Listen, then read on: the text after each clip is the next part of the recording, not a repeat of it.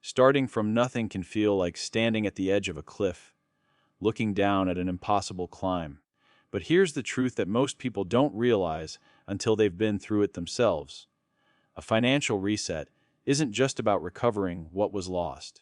It's about building something stronger than what existed before. The strategies that work when starting over are the same ones that create millionaires, and they're simpler than most people think. No trust fund required. No special connections needed. Just a clear plan and the discipline to execute it day after day. The difference between those who stay stuck and those who build real wealth comes down to understanding one fundamental principle. Money follows systems, not wishes. When someone finds themselves starting over financially, whether from bankruptcy, divorce, job loss, or simply years of poor decisions, the temptation is to look for quick fixes.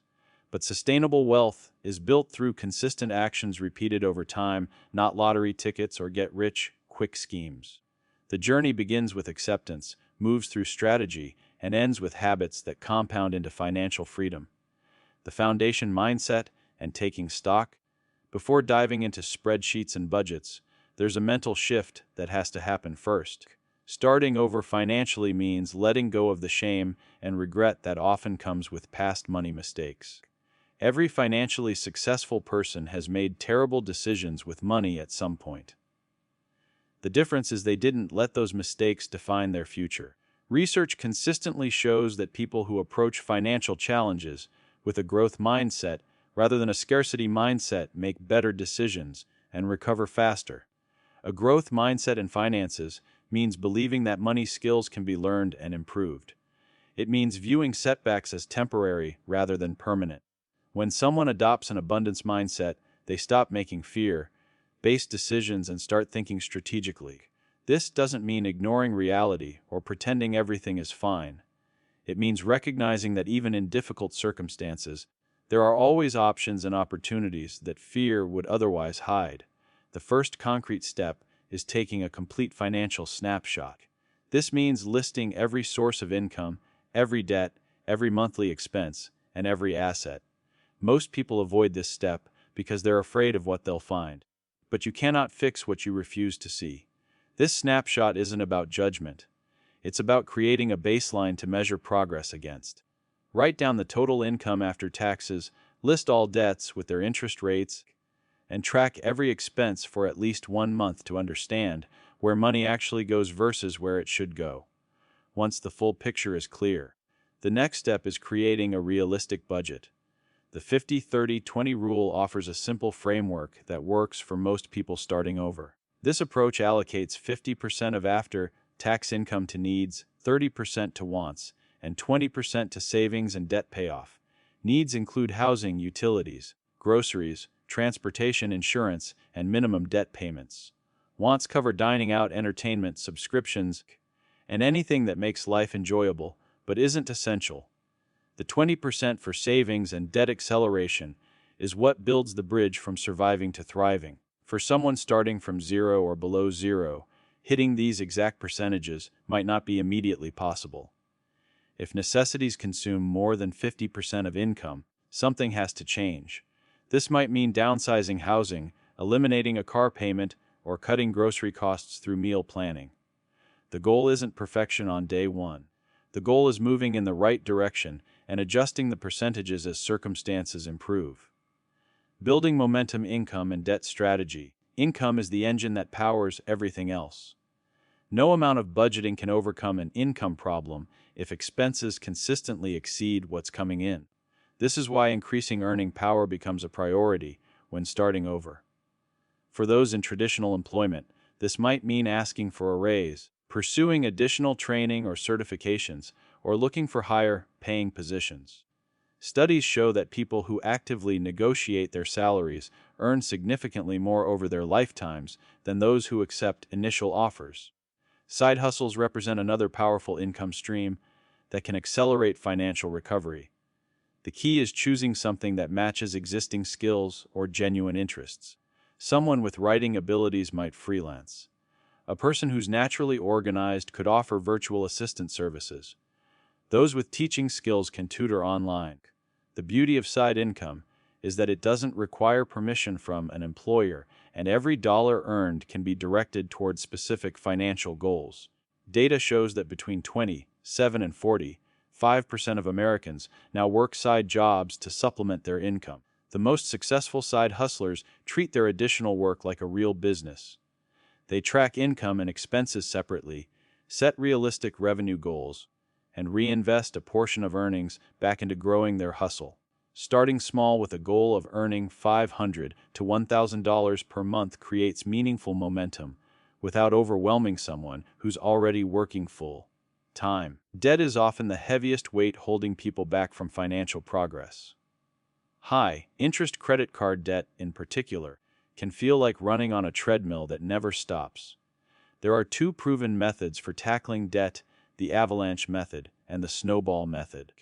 The avalanche approach pays off the highest interest debt first, which mathematically saves the most money on interest charges. The snowball method targets the smallest balance first, creating quick wins that build psychological momentum. Both methods work, but success depends on consistency rather than which strategy someone chooses. The critical factor is making payments above the minimum on at least one debt while maintaining minimums on all others. As each debt gets eliminated, the payment that was going toward it gets rolled into the next debt, creating an accelerating effect that builds speed over time. This frees up cash flow that can then be redirected towards savings and investments. Creating lasting wealth. Savings and investments. An emergency fund is the foundation of financial security. Without one, any unexpected expense becomes a potential disaster that derails progress. The initial goal should be saving $1,000 to $2,000 as quickly as possible. This small buffer prevents minor emergencies from turning into major setbacks. Once basic expenses are under control and debt is being actively managed, the emergency fund should grow to cover 3 to 6 months of essential living expenses. Building this fund requires automating savings before money can be spent on other things. Setting up automatic transfers from checking to savings on payday removes the temptation to skip savings when other wants compete for attention. Even starting with $25 or $50 per paycheck creates a habit that can be increased as income grows. The psychological benefit of watching this fund grow cannot be overstated. It transforms the relationship with money from reactive to proactive. Once an emergency fund is established, attention shifts to building long-term wealth through investing. For those with access to employer-sponsored retirement plans like a 401k, contributing enough to get the full company match is essentially free money that shouldn't be left on the table. Even a 3 or 4% match from an employer, compounded over decades, can add hundreds of thousands of dollars to retirement savings. For additional investing beyond employer plans, low-cost index funds and exchange-traded funds offer diversified market exposure without requiring expertise in picking individual stocks. These investments track entire market indexes, spreading risk across hundreds or thousands of companies. Historical data shows that consistent investing in diversified funds, even with modest amounts, builds substantial wealth over time through compound growth. Someone investing $500 monthly at an average 8% annual return would accumulate approximately $745,000 over 30 years. The key to successful investing isn't timing the market or finding the next hot stock. It's consistency and patience. Steady contributions month after month, through market ups and downs, take advantage of dollar-cost averaging and compound growth. This is how regular people build wealth without requiring genius-level financial knowledge or six-figure incomes. As income grows through raises, side hustles, or career advancement, the savings rate should increase proportionally. This is where real wealth acceleration happens. Instead of lifestyle inflation consuming every raise, successful wealth builders direct at least half of any income increase straight to savings and investments. This allows for some quality of life improvements while dramatically accelerating the journey to financial independence. Risk management through proper insurance also protects the wealth being built. Health insurance prevents medical bills from destroying finances. Life and disability insurance protect dependents if something happens to the primary earner. These aren't exciting expenses, but there are essential safeguards that prevent catastrophic financial setbacks. The path from financial zero to financial security isn't mysterious or complicated. It requires accepting reality without shame, creating systems that automate good decisions, generating income through work and side projects, eliminating debt strategically, building emergency reserves, and investing consistently for the long term. The timeline varies based on individual circumstances, but the process remains the same regardless of starting point. What separates those who successfully rebuild their finances from those who remain stuck isn't intelligence or luck. It's the willingness to start with whatever resources are available right now and trust that small actions compound into significant results. Every journey begins with a single step, but financial freedom is built through thousands of small steps taken consistently in the right direction. The best time to start was yesterday. The second best time is today.